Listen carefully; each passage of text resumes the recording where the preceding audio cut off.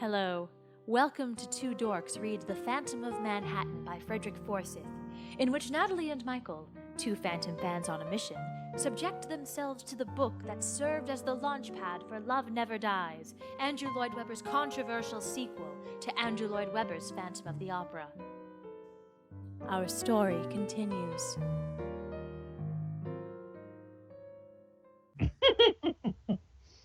Oh, How long? who's I Taffy just want to Jones? see. I don't know. I just want to see how long. Jesus, Taffy's got a lot to say. I guess we'll read about it. Oh, Taffy has lots of things to say. I don't even know who holy Taffy shit! is. Is it a he or Well, let's find out. I don't know. for a man of some Okay. intelligence? Thank you, Frederick. We needed this. Okay, so this is the weekend after, I guess, or I say weekend. It's like 2 days after Meg's diary entry. Yeah, Meg's diarrhea entry. Ah, But yeah, I'm gonna give this dude the show voice as well because why not? what show voice? Oh, you know the one of the you know the I think you're gonna have to go for a while if that's the case. don't worry about it. I can do that. Okay. It's a very simple voice to do. All right. Mine is a test. strange job, and some would say not. Not for a man of some intelligence and no small ambition. For this reason, I have often been tempted to give it up and move on to something else. I'm not sure. Wait. Could you take it a little bit slower for the people at home who don't, yes. who can't Yes. See the text? Yes. I needed to reach the period mark because I was having a sneeze. Ah, bless you, Taffy. Thank you very much. Yeah, have I another have beer. never done in the 9 years since I have been employed here at Steeplechase Park. Part of this reason is that the job offers security for me and my wife and brood. Brood.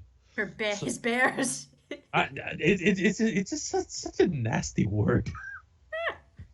With an excellent income and comfortable living conditions. Another part is that I have simply come to enjoy it. I enjoy the laughter of the children and the pleasure of their parents. I take satisfaction in the simple off-duty happiness of those all around me during the summer months and the contrasting peace and quiet of the winter season. Oh, he's the dude who's going to open up the gates for Madame. Oh, right. Yeah, she's going to go to Coney Island with her kid. Yeah, because reason. Who's like 13, so he doesn't like anything really, right? So Yeah, indeed. As for my living conditions, they could hardly be more comfortable for a man of my station. My principal dwelling is a snug cottage in the respectable middle-class community of Brighton Beach, barely a mile from my place at work. What a commute. Indeed. Add to that, I have a small cabin here in the heart of the fun fair, which I can repair for a rest from time to time. Even at the height of this season, as for my salary, it is a generous ever since 3 years ago I negotiated a reward based on a tiny fraction of the gate money. I have been able to take home over $100 a week. That's a lot of money during that time. Yeah. He can get like steak and beef sometimes. Yeah, like that quite often actually. Yeah. Being a man of modest taste and not much of a drinker, I'm able to put a good part of it by, so that one day and not so many years from now, I shall be able to retire from all this with my 5 children off my hands and making their way in the world. Then I shall take my Blodwin. I don't know. Can you look that up while I? Yeah, let's learn. Let's learn. Yeah. Today's let's- educational fact today is about Blodwins. What is a Blodwin? What the fuck is a Blodwin? It's not a rock band, though it certainly is trying. Like it's just Blodwin pig is a thing that just keeps dominating the Google search. Okay, What is Blodwin? Oh yeah, but that could work because a Blodwin and we will find a small farm. No. It's the Blodwin name. I don't. It's a Welsh girl. Oh, okay. I think it's actually like the name of someone. Oh, okay. So it's his wife. Probably. It's just a Welsh name. So it's either his wife or a breed of pig. Okay, good to know. Or maybe it's like the name of his daughter or something. I don't know. Probably his wife. Probably. Then I shall take my Blodwyn and we will find a small farm, perhaps by the river or a lake or even by the sea, where I You can't can... really do a good farm by the sea because sand isn't where you grow stuff. Yeah, I know. He doesn't know a lot about farming. That's all I'm Apparently. saying. Where I can farm and fish as the mood takes me, and go to chapel on the Sabbath, and be a regular pillar of the local society. And so I stay and do my job, which most say I do very well, thank you very much. Taffy and Blodwyn. What a name. What a pair of names. Jesus. I wonder what they're freaking... Oh, Jones. Blodwyn Jones. Yeah, Blodwyn Jones. So if their couple name, would it be Taffwyn or Blodfee? Oh, God. Blodfee. Do you ship Blodfee? Is that what you're doing? Oh, we All always right. come up with the best freaking things. All right. Anyways, you? Yes, for I am the official fun master of Steeplechase Park. With a name like Taffy, I can't really be anything but a fun master. Which means that with my extra long shoes on my feet, okay, my baggy trousers and a violent check, my stars and stripes waistcoat, and my tall top hat, I stand at the entrance gate to the park and welcome all visitors. More with my bushy sideburns and handlebar mustache and a smile of cheerful welcome on my face, he is a character. I bring many of them in who would otherwise have passed by. Using my megaphone, I cry constantly, roll up, all the fun of the fair, thrills and spills, strange and wonderful things to see. Come in, my friends, and have the time of your lives, and so on and so on. Wait. Let me just do that. Just because again. You want to? Yeah. Yeah. Roll up, all the fun of the fair, thrills and spills, strange and wonderful things to see. Come in, my friends, and have the time of your lives. And so on and so on and on. Up and down, outside the gate I go, greeting and welcoming the pretty girls in their best summer frocks, and the young men trying so hard to impress them in striped jackets and straw boaters, and the families with their children clamoring for the many special treats that I tell them are in store. I lie, once they have persuaded their parents to take them in, and in they go, paying their cents and dollars at the pay booths, and of every 50 cents there is one for me. And of course, this is a summer job, lasting from April until October, when the first cold winds come in off the Atlantic and we close down for the winter. Then I can hang the Fun Master's suit in the closet and drop the Welsh lilts at the... I would not so much as attempt the Welsh lilt that the visitors find so charming, for I was born in Brooklyn City and have never seen the land of my father and his fathers before him. Then I can come into work in a normal suit and supervise the winter program when all the sideshows and rides are dismantled and stored, when the machinery is serviced and greased, worn parts replaced, timber sanded and repainted or varnished, carousel horses regilded, and torn canvas stitched. Blah. By the time April comes again, all is back where it should be, and the gates are open with the first warm and sunny days. I'm sure we're going to see a lot of Taffy, and that we really need to know what his routine is like and what his whole life is all about as Phantom fans. Okay, so it was with some amazement that 2 days ago I received a letter from Mr. George Tilliou personally, he being the gentleman who owns the park. He dreamed up the idea in the first place with a partner who exists only in rumor and whom the world has never seen, at least not down here. It was Mr. T's energy and vision that brought it all into being 9 years ago, and since then the park has made him a very rich man indeed. But does he pity the fool? Yes, I assume so. His letter came by personal delivery and was clearly very urgent. It explained that on the following day, which of course is now yesterday... Okay, so today is the day after the following day, of course. A private party would be visiting the park for these people in... I can't read. Why can I not read today? All right. A private party would be visiting the park for these people. The place should be opened up. And for these people. Okay. See, I'm not a literate human today. He said he knew the rides and carousels could not function in time, but stressed that the toy shop should be open and fully staffed. That's the American way. Nothing works, but please buy our gifts. And so also should the Hall of Mirrors. and this letter led to the strangest day I have ever known in Steeplechase Park. Okay. Well, yeah, that is truly the American way of doing things. Yes, nothing works. Please buy our merch. Yeah. Mr. Tillius instructs a funny toy shop and the Hall of Mirrors should be fully staffed. Put me in the very devil of a fix. Ooh. For both my key staff in these areas are on vacation and far away. Not, no, wait.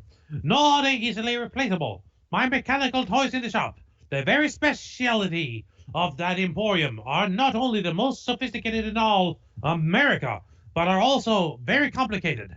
It takes real experts to understand them and explain their workings to the young people who come by to wonder, to explore and to buy, not the least to buy. Please buy. Please buy. Spend your money. I'm certainly not that expert. I could only hope for the best. So I thought. Of course, the place is bitter cold in the winter, but I took kerosene warmers into heat up the shop in the evenings before the visit so that by dawn it was warm as a summer day. Then I removed all the dust sheets from the shelves to reveal the ranks of clockwork soldiers, and they truly did rank. Drummers, dancers, acrobats, and animals that sing, dance, and play. But that was as far as I could go. I had done all I could to the toy shop, in the toy shop by 8 in the morning before the private party was to arrive. Then something most strange happened. What? I turned around to find a young man staring at me. I do not know how he got in. And he was about to tell him that the place was closed when he offered to operate the toy shop for me. How did he know I had visitors coming? He did not say. He just explained he had worked here once and understood the mechanics of all the toys. Well, with the regular torment missing, I had no choice but to accept, without even checking. Are you an idiot? Okay, what? Of course, don't worry about it. He just wanted to work at the toy shop for the day. Yeah, sure. He did not look like the toyman. All jovial and welcoming and a favorite with the kids. He had a bone-white face, black hair and eyes, and a black formal coat. I asked for his name. He paused for a second and said Malta. No, that's Molheim. No, it's Darius. It's Darius? Yeah, he's from Malta. Oh, right. Yeah, sure. So that is what I called him until he left, or rather vanished. But more later. The Hall of Mirrors were another matter. It is a most amazing place, and though in off-duty hours I've been inside it myself, I've never been able to understand how it works. Whoever Just a bunch of mirrors. Yeah, exactly. It's a bunch of mirrors. Yeah, they punched him. Gotta tell you. Whoever designed it must have been a sort of a genius. Yeah, okay, you can stop. So many mirrors. You can stop stroking his manhood right now. All visitors have come out after a ritual stroll through the many constantly changing mirror rooms, convinced they have seen things they could not have seen, and not seen things that must have been there. It is a house and just a mirror. And not just of mirrors, but of illusions. Ooh. In case, years from now, any soul should read this journal, having some interest in the Coney Island that once was, let me try to explain the Hall of Mirrors. Yeah, here we go. Like I said, let's freeze up. Let's let this dude freeze up so he can tell everything. Oh yeah. I mean, I'm sure this part's important, but why does he have to tell us about it? I don't know. Just so you know, I'm gesturing with like a cane as I'm speaking this. Okay. From the outside of it appears a simple low-built square building with one door for going in and out. Once inside, the visitors see a corridor running to his left and the right. It matters not which way he turns. Both walls of the corridor are sheeted with mirror, and the passage is exactly 4 feet wide.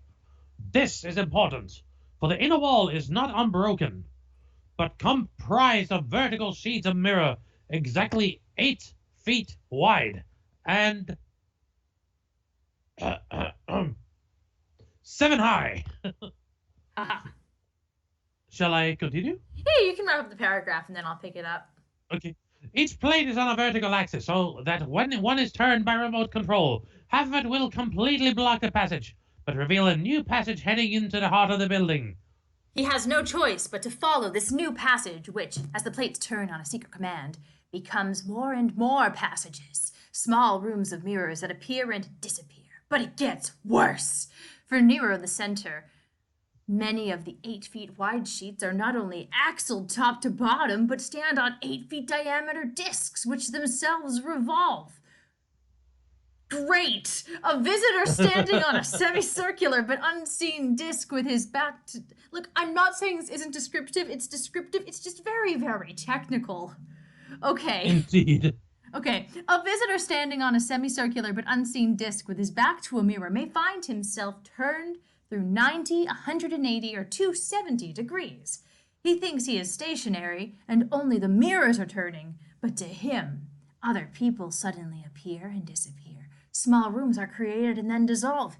He addresses a stranger who appears before him only to realize he's talking to the image of someone behind him or to his side. Husbands and wives, lovers and sweethearts are separated in seconds, never to be seen again, stumble forward to be reunited, but with someone quite different. Screams of fright and laughter echo throughout the hall when a dozen young couples have ventured in together. Now all this is controlled by the Mirror Man, who alone understands how it all works. He sits in a raised booth above the door, and by glancing upwards can see a roof mirror angled to give him alone a bird's eye view of the whole floor, so that with a bank of levers under his hand, he can create and dissolve the passages, rooms, and illusions. My problem was that Mr. Tilliou had insisted the lady visitors should, under all circumstances, be urged to visit the Hall of Mirrors. I wasn't sketched out at all, but the Mirror Man was on holiday and could not be contacted. He needed a day off. He's on, there's only one Mirror Man. I think he needs a day off anyway. Yes. I had to try to understand the controls myself so that I could operate them for the ladies' amusement, and to this end spent half the night inside the building with a paraffin lantern, testing and experimenting with the levers until I was sure I could guide the lady for a quick tour inside, and yet show her the way out when she cried for release. For with the rooms of mirrors all open-topped, the sound of voices is quite clear. By 9 yesterday morning, I had done the best I could and was waiting to greet Mr. Tilliou's personal guests. They came just before the hour of 10. There was virtually no traffic on Surf Avenue, and when I saw the brougham coming past the offices of Brooklyn Eagle, past the entrances to Luna Park in Dreamland, and on towards me down the avenue, I presumed it must be they, for the brougham was the smartly painted hack that waits outside the Manhattan Beach Hotel for those descending from the L train from Brooklyn Bridge, though few enough there are in December. I do love that they call him a smartly painted hack. It's a smartly painted hack. They used to wear hack to mean carriages. Yeah, but I love that today it's like someone or something that's not right. Yeah. As it approached, the driver reined in his pair. Yeah, please put them back in. I stepped forward with the megaphone up. Welcome, welcome, ladies and gentlemen, to Steeplechase Park, first and finest of the fun fairs of Coney Island. On Coney Island, I boomed. Though even the horses gave me a glance as if looking at a madman dressed in all his finery at the end of November. The first out of the coach was a young man who turned out to be a reporter from New York American. Oh, wait, New York American. One of their Hearst yellow press rags. Very full of himself and and apparently the visitor's guide to New York.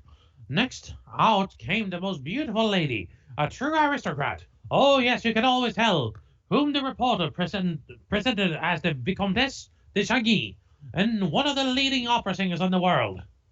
Of course, I did not need to be told this, for I read the New York Times, being myself a man of some education, and though self-taught. Only then did I understand why Mr. Tilliou wished to indulge the wishes of such a lady.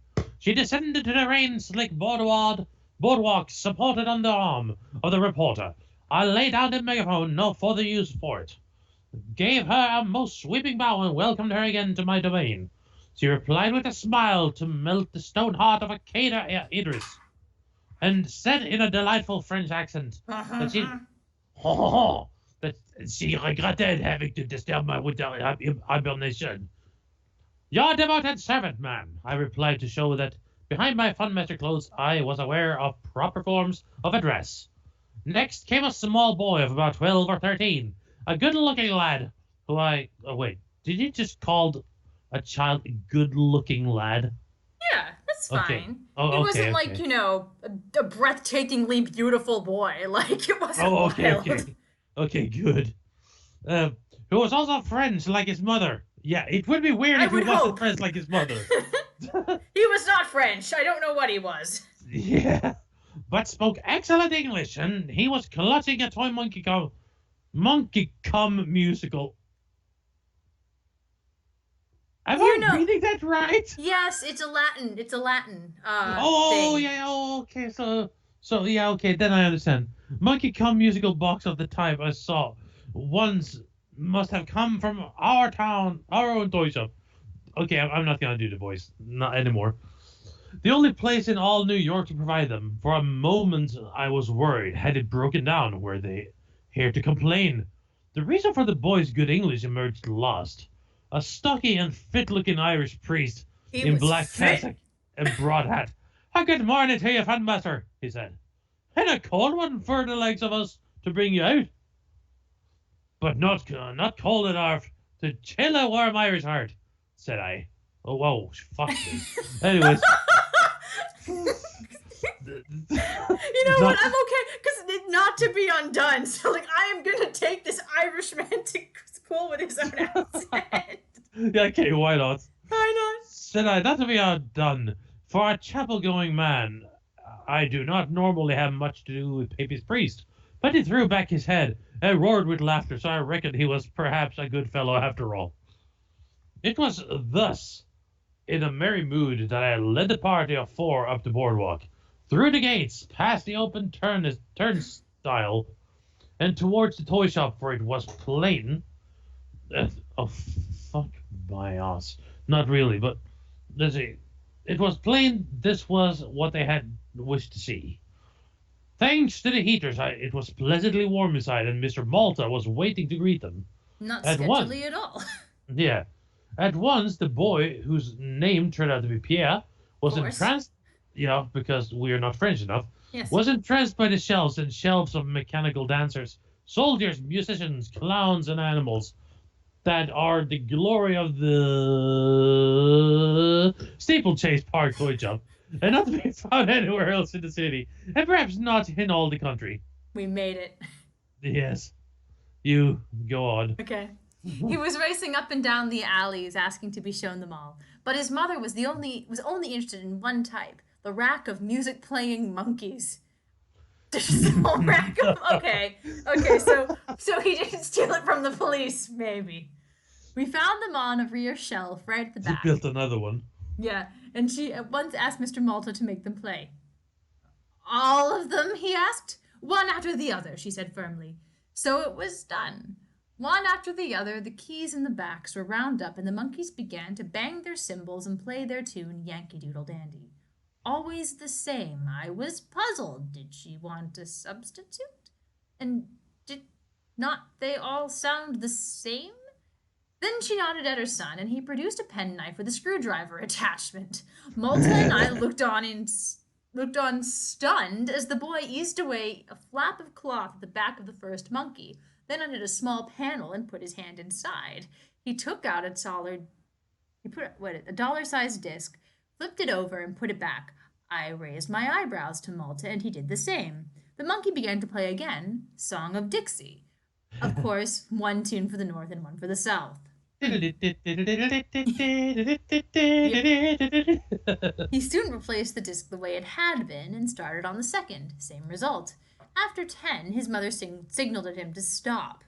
Malta began to replace the wares as they had been before. Clearly not even he knew there were two tunes inside the monkey. The Vicomtesse was very pale. "He has been here," she said to no one in particular. Then to me, Who designed and made these monkeys?" I shrugged in ignorance. Then Malta said, "They are made by a small factory in New Jersey, all of them, but under license and from patented designs. As for who designed them, I do not know. And then the lady asked, Have either of you ever seen a strange man here? A man in a wide hat, with most of his face covered by a mask? At this last question, I felt Mr. Malta, who was standing beside me, stiffen like a ramrod. I glanced at him, but his face was set as stone. So I shook my head and explained to her that in a fun fair there are many masks, clown masks, monster masks, Halloween masks, you dingus. But a man who wore a mask all the time just to cover his face? No, never. At this point she sighed and shrugged, then wandered off down the aisles between the shelves to look at the other toys on offer. Malta beckoned to the boy and led him away in the other direction, apparently to show him a display of clockwork marching soldiers.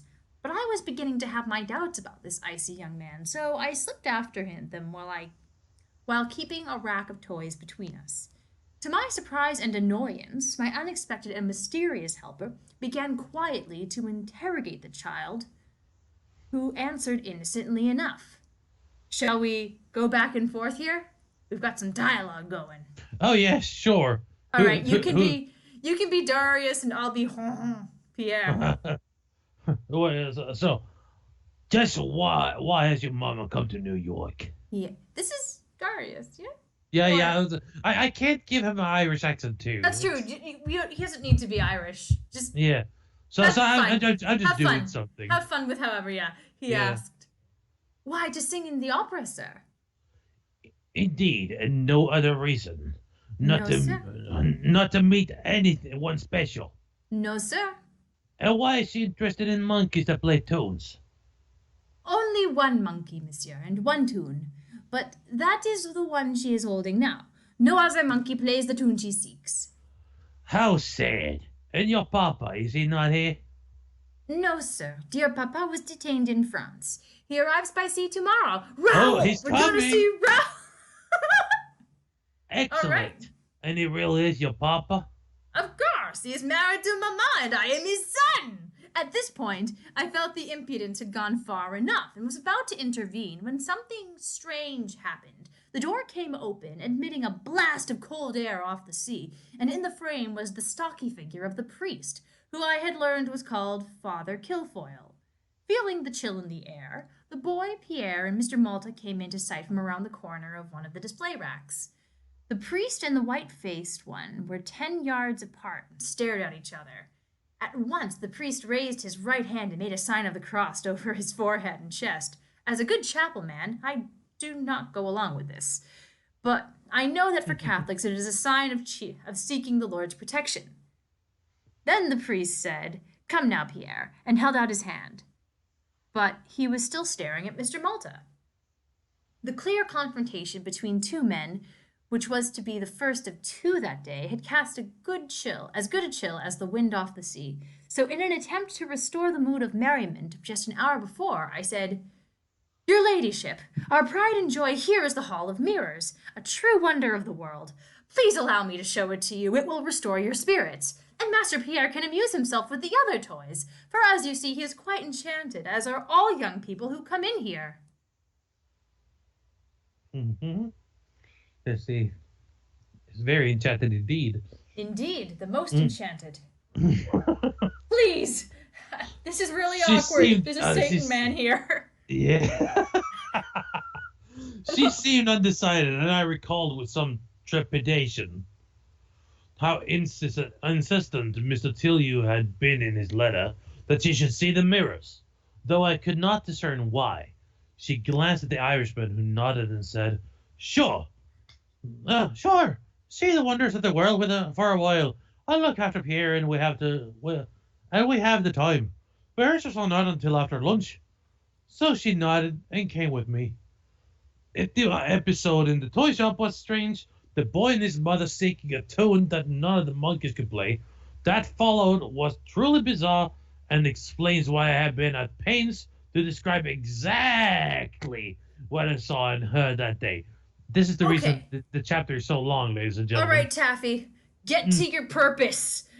We entered the hall together through the only door and saw the corridor left and right. I gestured that she should make a choice. She shrugged, smiled most pettily, and turned to the right. I climbed to the control box and glanced into the upper mirror. I could see she had reached a point halfway down of one of the side walls. I moved a lever to turn a mirror and direct her towards the center. Nothing happened. I tried again, still nothing. The controls did not work. I could see her still moving between the mirror walls of the other passage. Then a mirror swung of its own accord, blocking her path and forcing her towards the center. But I had moved nothing. Clearly the controls were malfunctioning, and for her own safety, it was time to let her out before she became trapped. I moved the levers to create a straight passage back to the door. Nothing happened. Ooh. But inside the maze, mirrors were moving, as if under their own control or that of someone else. I could see 20 images of the young woman as more and more mirrors spun. But now I could not work out which was the real person and which was the image. Suddenly she stopped, trapped in a small center room. There was another movement in one wall of that room, and I caught a swirl of a cloak, Ooh. replicated 20 times just before it vanished again. But it was not her cloak, for it was black, while hers was a plum velvet. I saw her eyes open wide and her hand flew to her mouth. She was staring at something or someone standing with his back to a mirror plate. But in the one blind spot that my observation glass could not cover, she could not cover. Then she spoke. Oh, it is you. Oh shit, I thought it would be like more like a I don't know. It's a really weird line. It's like, oh, it is you. Like, it's weird, isn't it? Yeah, it is. She said, I realized that somehow another person had not only entered the hall, but found her way to the center of the maze without even being observed by me. This was impossible until I saw that the angle of the tilted mirror above and ahead of me had been altered in the night so that it covered only one half of the hall. The other half was out of my vision. I could see her, but not the phantom to whom she spoke. And I could hear them. So I have tried to recall and note down exactly what was said. Oh boy. Oh, so I'm gonna take the phantom role, I guess. I guess yeah. I'll Yeah, do better as Christine. Yeah, I mean I could do Christine, but there was something else. This woman from France, rich, famous, talented, and poised. Poised? Yeah. Poised. Poised, yeah. Was actually trembling. I sensed her fear, but it was mixed with a dreadful fascination. Ooh. Oh, and here comes Gilbert Godfrey. As the leader overheard conversation showed, Oh, she had met someone from her past. Someone she had calm yourself, Iago. thought to be free from. Someone who had once held her in a web of what? Shall I continue, or do you want to? Oh, sure. I'll take it. Fear, Yeah. yes, said not Gilbert Godfrey, that I could feel in the air. Love? Perhaps once, long ago, and awe. Whoever he was, whoever he had once been, she still stood in awe of his power and personality. Several times I could see her shivering, and yet he offered her no threat that I could hear. But this is what they said. Of course. Did you suspect another? After the monkey, no. To hear masquerade again, it has been so long. 13 long years. Have you thought of me? Of course, my master of music, but I thought... That I was dead? No, Christine, my love. Not me. My love? Do you still? Always and forever. Until I die. Shit. In spirit, you are still mine, Christine. I made the singing star that could not keep her. When you vanished, I But thought could- you... Sorry, but could not keep her, sorry. Ah, no worries. When you had vanished, I thought you had gone forever. I married Raoul. I know.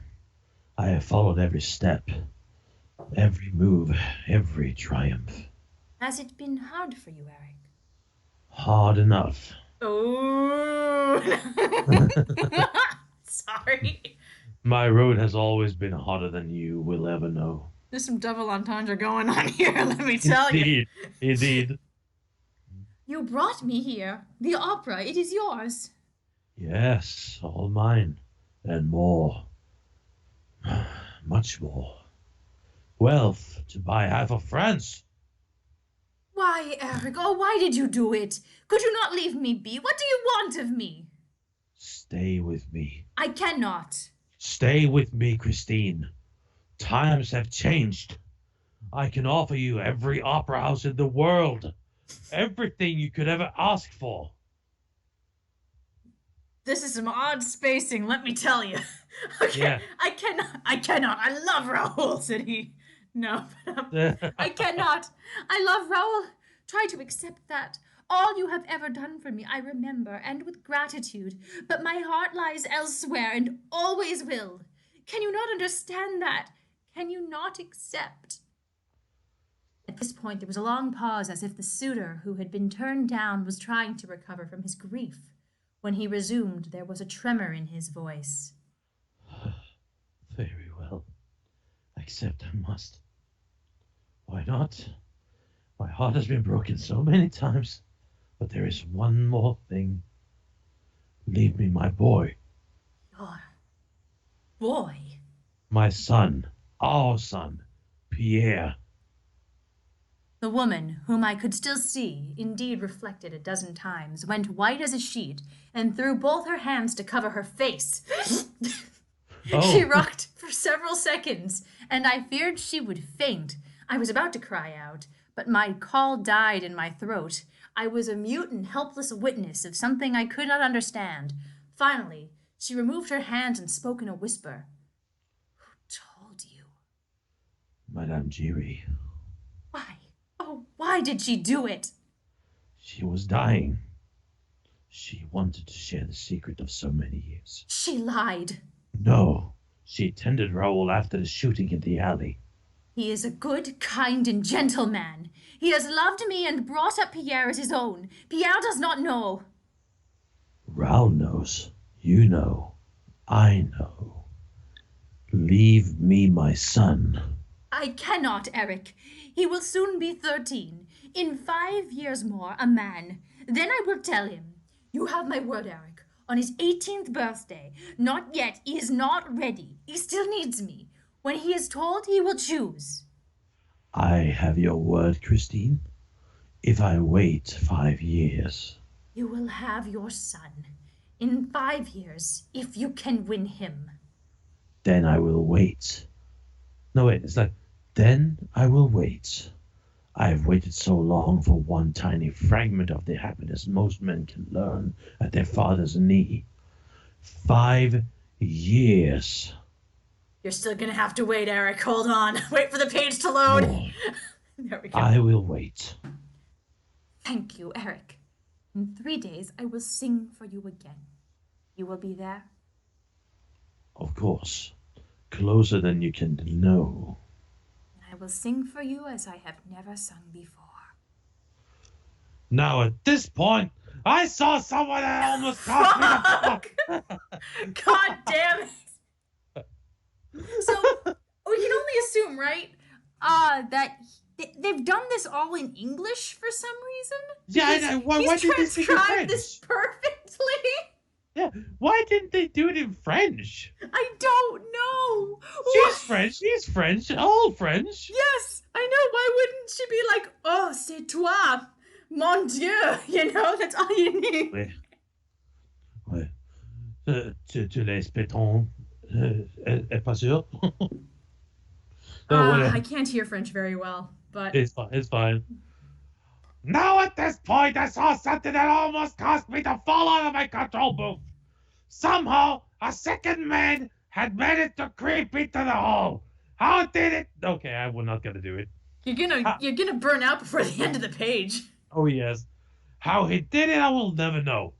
But I was not through the only. I was not through the only door known to me, for that was right below me and had not been used. He must have slipped in by that secret entrance that only the designer of the place could ever know existed, and which had never been revealed to anyone else.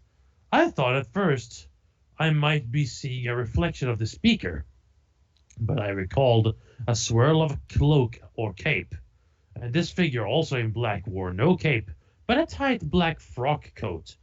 He was in one of the inner passages, and I saw that he was crouched with his ear to the hairline crack, separating two mirrors beside him. Oh, that's Darius. Maybe? Probably. Yeah. Yeah. Beyond the crack was the inner mirror room where the lady and her strange former lover had been talking. In English. In English. He seemed to feel my eyes upon him, for he turned suddenly, stared all around, and then glanced up. The tilted observation mirror revealed him to me, and me to him. The hair was as black as his coat, and his face as white as his shirt. Yeah, that Darius. Yeah, it was the wretch who called himself Malta. Yeah, there we have it. Two blazing eyes fixed me for a second, then he was off, speeding through the corridors that others found so baffling. I came down from the booth at once in an attempt to stop him, let myself out, and hastened through the building. He was well ahead of me, having escaped through the secret exit, and hurrying for the gate. In my great, clumsy, extra-long Funmaster's boots, running was out of the question. For a second, I thought it was saying that he was in his boots. Darius had stolen his boots and he was out. That would have been hilarious. Oh, my head. That would have been hilarious. Yeah. So I could only watch. There was a second carriage parked near the gate. A closed Kalash, Nikov. And it was to this that the speeding figure ran, jumping inside, then slamming the door as the carriage took off. It was evidently a private rig for such on not for public hire on Coney Island. But before he reached it, he had to run past two people. He'll never make it. Yeah. The nearest to the Hall of Mirrors was the young reporter, and the figure in the frock coat raced past. He let out a sort of shout which I could not catch, the sound being borne away on the sea wind. The reporter looked up in surprise, but made no move to stop the man. Just before the gateway was the figure of the priest, who had taken the boy Pierre back to the coach, closed him inside, and he was walking back to find his employer. I saw the refugee stop dead for a second. And what? What? I wasn't done. Oh, sorry. I was getting better at timing this. All right. No. That is way too early. Where was I? Oh, yeah. I saw the refugee stop dead for a second and stare at the priest, who stared back at him, then run on towards his... It's only one word. It's only one word. It'll load. Rig. No. There we go. Oh, we did it. Okay. By now, my nerves were in a complete jangle. The odd search among the performing monkeys for a tune that none of them was able to play. The even odder behavior of the man who called himself Malta in his interrogations of the harmless child, the hate-filled confrontation between Malta and the Catholic priest, and then the catastrophe of the Hall of Mirrors, with all the levers out of my control, the terrible confessions I had heard from the prima donna and a man who had clearly once been her lover and father of her child in English, and finally, the sight of Malta eavesdropping on them both. It was all too much. In my perplexity, I completely forgot that poor Madame de Chagny was still trapped inside the maze of mirrored walls, so I left her there to rot forever. The end. No. She never made it to her show. When I remembered this, I rushed back to liberate her. All the controls were miraculously working again, and soon she emerged, deathly pale and quiet, as well she might be. But she thanked me most politely for all my trouble, left a generous gratuity, and boarded her brougham with the reporter, the priest, and her son. I escorted her as far as the gate. Did she buy anything from the gift shop? I want to know. It was a terrible stay, but I do have to get a toy for Raoul. That would be funny though. I'll get Raoul another monkey box. It's great. Yeah. Then he just spends the rest of his life humming, I wish I was in Dixie. Hooray! Hooray! In France, mind you. Yeah, it's fine. When I returned to the Hall of Mirrors for the last time, I received the shock of my life. Standing in the lee of the building, staring after the carriage that bore away his son, was the man. I came around the corner of the building, and there he was, no doubt about it. The swirling black cloak gave him away. The other player in the weird events that had taken place inside the maze. But it was his face that sent my blood running cold. A ravaged face, 3/4 covered by a pale mask. Did he get worse? No. 3/4 is about the standard stage building, yeah. And behind the mask burned eyes that blazed with anger. This was a man who had been thwarted, a man not accustomed to being crossed, and who had become dangerous. He did not seem to hear me, for he muttered something in a low growl. 5 years. I heard him say. 5 years. Never. He's mine, and I will have him with me. I asked him if he wanted a discount at the gift shop.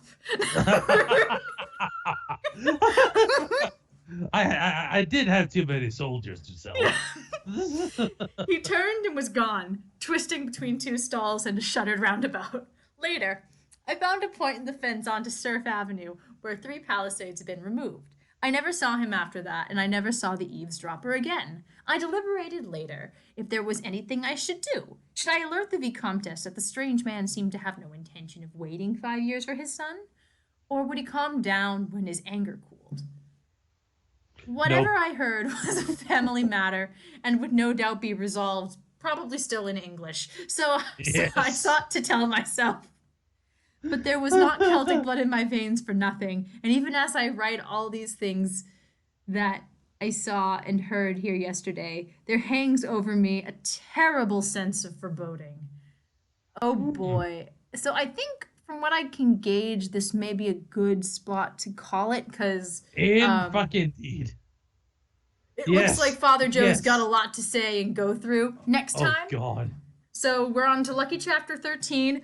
We are nearly 3/4 of the way through this book, believe it or not. And there has not really been any actions worthy of being written down. Nothing has happened. If I were, if I was looking for that EC reunion, that Erik, Christine, post-play reunion, I would have wanted that probably after the first 25% of the book.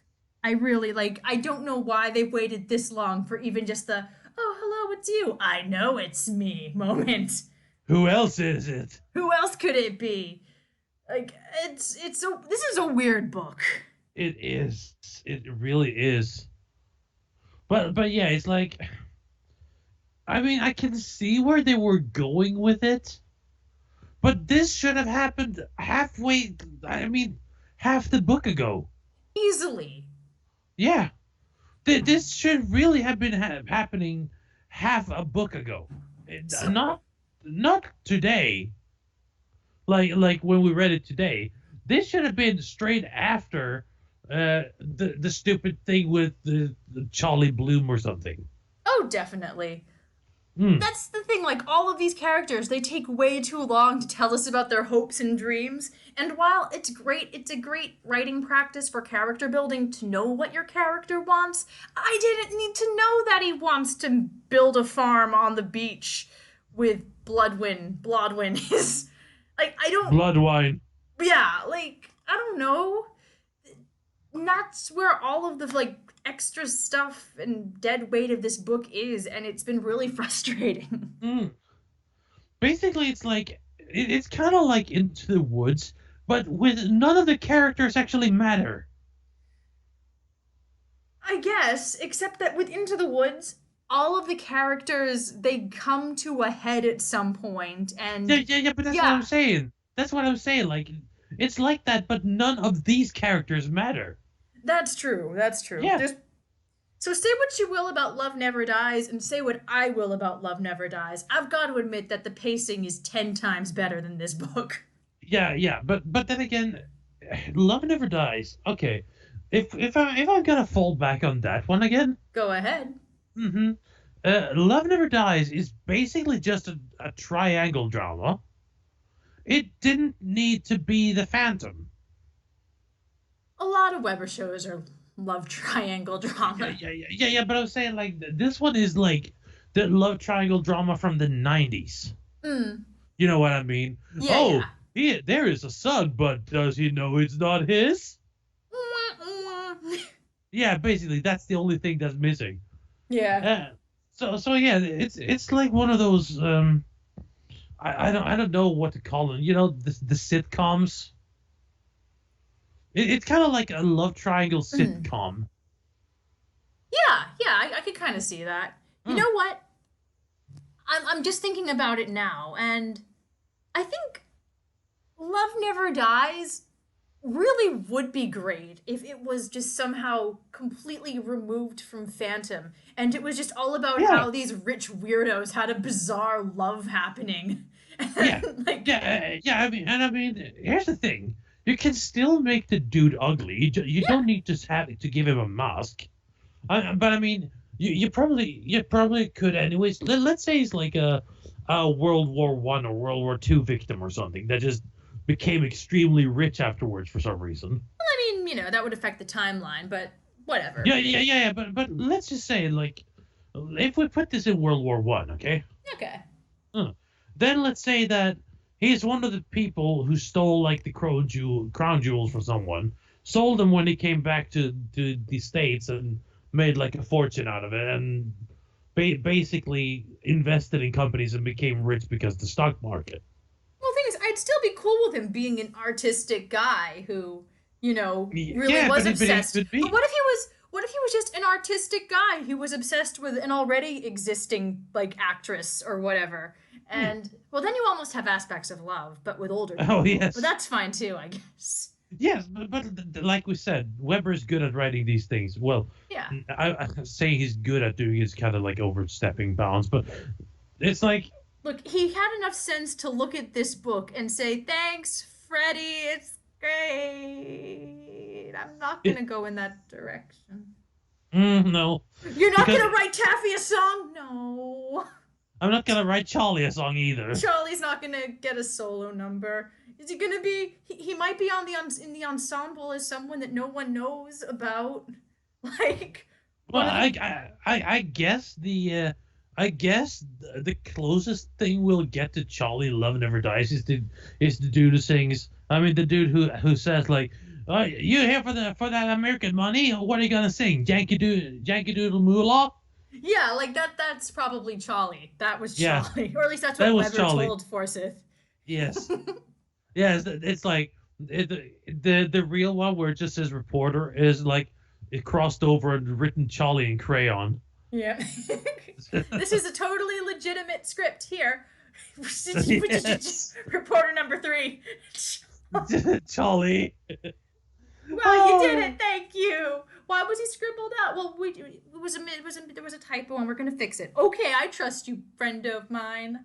Yes, Sort of friend of mine. I barely know. they're friends. I think. Otherwise, because yeah, I thought the whole point was that Forsyth wouldn't have written this if he wasn't friends with Weber. Well, maybe, or he wrote this and then became friends with Weber. No, because the whole thing was they started talking about Phantom sequel ideas, and Weber was like, "What if it happened in New York?" And then Forsyth was like, "I got it. I've got it." And this is the mess that came out of it. Yes, this is exactly what happened. Honestly, seriously though, I mean, yes, New York, Coney Island, that is probably where it would end up for Erik, anyways, if he actually would get away. But honestly, the Erik from the show, like, because that's the Erik we're talking about. Mm. In this one, he's given a name. Yes, I do like that. I wish Weber would have said his name was Eric at some point. I am like even Forsyth goes, as far to drop the E-bomb, The E-bomb. Yes, the Eric bomb. Yeah, yes, I know what you mean, but that just sounds so. E-bomb's world. Oh, do you mind if I mention the project we're doing? Sure, go ahead. Well, here's the thing. For everyone who doesn't know, we're actually making a online version of the Phantom of the Opera, and I am rewriting it, sorta. Well, some parts of it. And the reason this came up is because I have been like, I'm a bit in knots if I should mention the what do you say, the E-bomb in it. Ah, yes. Yes, because honestly, I have actually written the person into the musical again, and I am unsure if I actually should like cast a mention that his name is actually Eric. But if we should follow this, I could even say it's Eric Molheim. Oh God, why would you attach Mulheim to your version? Well, because we all know it's not the Gaston Leroux Eric. Well, yeah, but Mulheim. This is the only. It's like Dessler. Dessler Yes, I is know. the face peely boy, and Yes. Mulheim is the Manhattan man. Face Peely boy, the Manhattan boy. What's next? It's gonna be the French boy. Yeah. Do we have a German boy? Oh boy, Oh boy. Eric Scott. It's tough to figure out which Eric is right for you for your purposes. Yeah, I mean, the thing is, for every sake of it, it could just as well just have been Eric Vachon or something like that. Yeah. Because honestly, what? Oh, I know you didn't say. I know you said Vachon, right? You didn't say Valjean, but when That would I have been was awesome. when I was a young fan, close to the time actually where I read Phantom of Manhattan, I was of course on fanfiction.net, and some very funny fanfiction author at the time did a thing where she cast all of the Phantom characters in Les Mis, and she just Oh, renamed God. Valjean Eric Valeric. Valeric. Eric Valeric, because he's Jean Valjean. Oh God. That is just weird. I think I'm it's Raoul Javert. Oh God, no! Who was? I think Raoul was Marius because, and I think Yeah, they had a lot of trouble that finding works. Javert because it was just real tough. Yeah.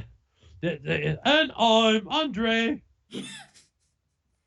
I'm PNG. Do not forget my name. And then Christine goes to like.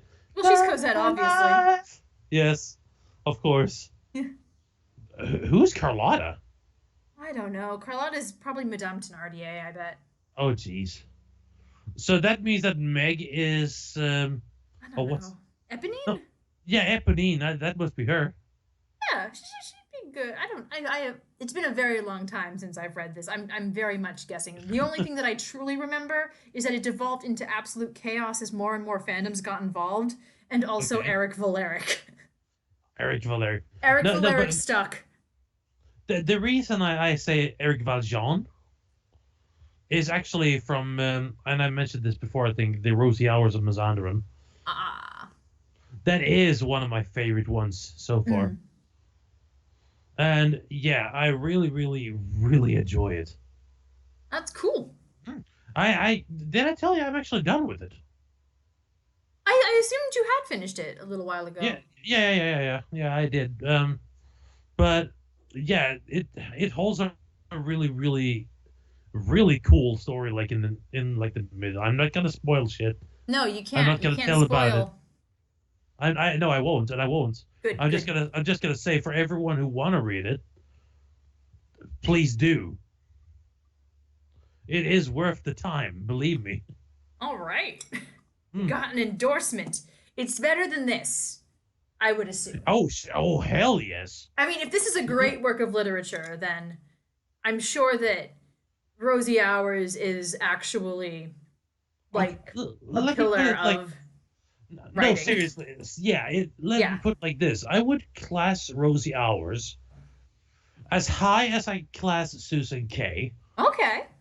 That's but in a completely different genre.